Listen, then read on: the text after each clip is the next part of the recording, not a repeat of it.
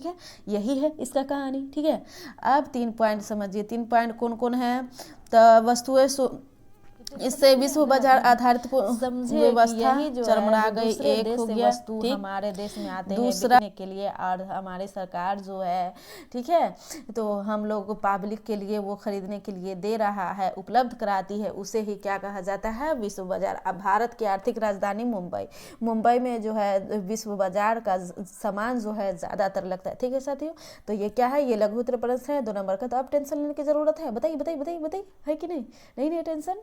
ठीक है, तो चलते हैं नेक्स्ट क्वेश्चन की तरफ। ये मोस्ट इंपॉर्टेंट है, very very important, very very very very important subjective question 2 number वाला। ठीक, चलते हैं नेक्स्ट क्वेश्चन की तरफ। समझ में आया कि नहीं आया? आया तो लाइक अभी करिए, अभी करिए, भूलना नहीं है, लाइक और कमेंट जरूर करना है। ठीक है, तो चलते हैं नेक्स्ट क्वेश्चन की तरफ बढ़ेंगे। प्रश्न है, सलम पद्धति की शुरुआत कैसे हुई, अथवा सलम से आप क्या समझते हैं, इसकी शुरुआत कहाँ से हुई? देखिए 2014 में ए, 16 में ए, 2021 में। ये सब मैं क्यों बता रही, क्योंकि ये मोस्ट इंपोर्टेंट है और आप लोग को आएगा। अब चलते हैं और समझते हैं। ठीक है, छोटे गंदे और स्वस्थ स्थानों में जहाँ फैक्ट्री मजदूर निवास करते थे। ठीक है, छोटे गंदे और स्वस्थ स्थानों में जहाँ फैक्ट्री मजदूर निवास करते थे, मतलब रहते थे, वैसे आवासीय स्थलों को सलम कहा जाता है। अब पूछा जा रहा है कि सलम किसे कहा जाता है? तो छोटे जगह पर जो है ना, जो छोटे जगह स्थान पर जो फैक्ट्री में काम करने वाला मजदूर सब रहता है ना, उसे ही क्या कहा जाता है? सलम स्थल कहते हैं। ठीक है, तो ये समझ में आ गया। अब चलते हैं औद्योगिकरण के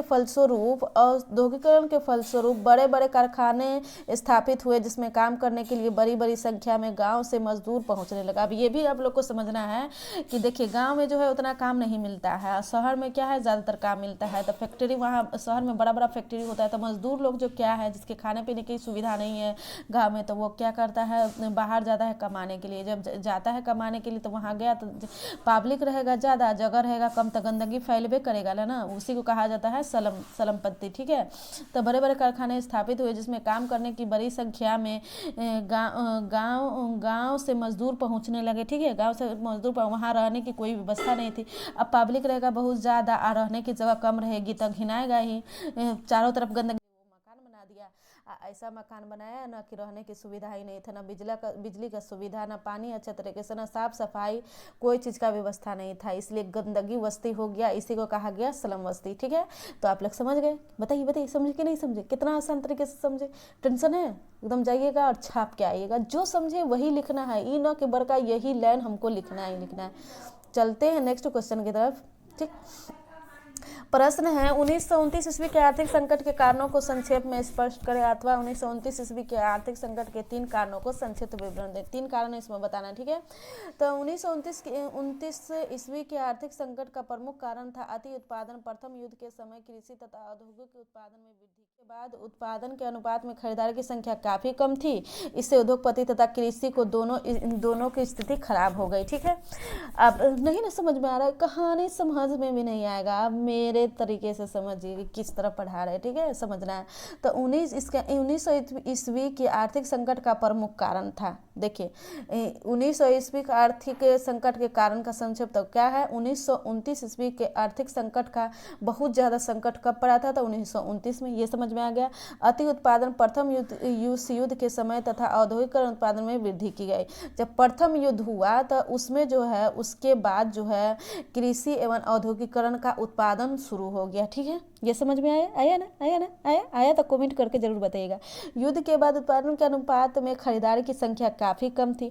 अब जब युद्ध होगा तो सब डर के मारे जाएगा कि नहीं जाएगा, सब सामान भी नहीं खरीदेगा कि अपना जान ज़्यादा प्यारा है कि क्या खरीदारी प्यारा है, सामान प्यारा है, तो सब ज़्यादा खरीदा नहीं था। इसलिए कृषि मतलब किसान को और जो है उद्योगपति मतलब पैसे वाले को बहुत ज़्यादा जो है बड़े बड़े कारखाना जो खोले हुए थे उन लोग को बहुत ज़्यादा घाटा हुआ। ठीक है, अब बताइए समझ में आया कि नहीं समझ आया?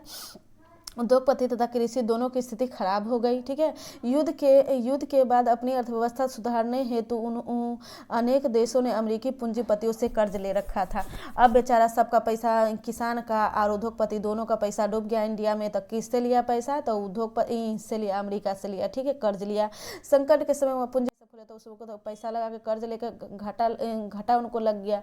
जब घाटा लगा तो जो है ना वो अमेरिका वाला जो है उससे पैसा मांगने लगा। किस समय मांगे? तो जब वो है ना बुरी तरीके से फंस चुके थे, संकट में फंसे हुए थे तब।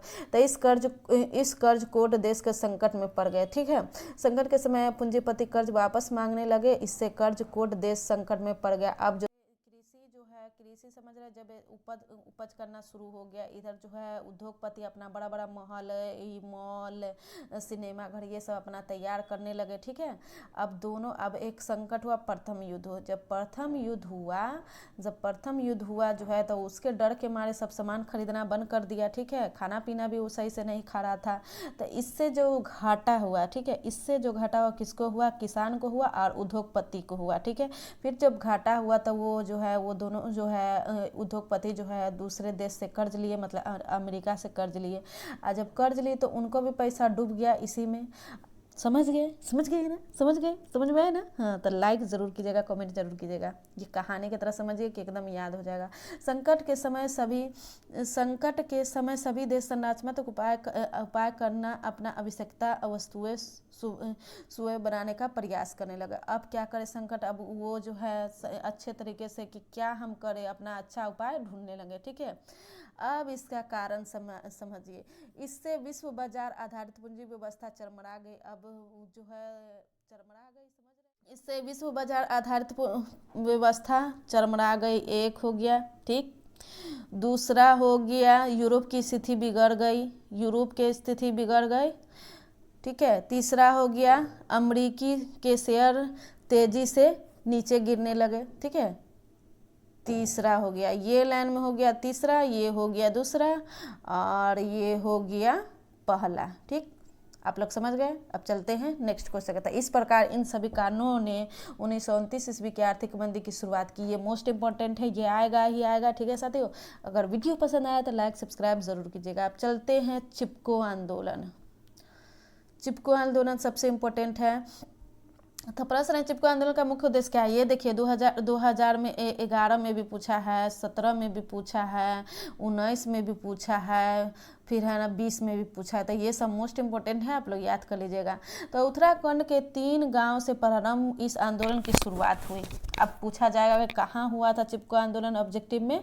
तो उत्तराखंड से 3 गांव से शुरू हुई। यह पेड़ काटने के मुद्दा हुआ। ग्रामीण को खेती भूमि का विकास के लिए अंगू वृक्ष काटने की अनुमति को राज्य सरकार ने खारिज कर दिया।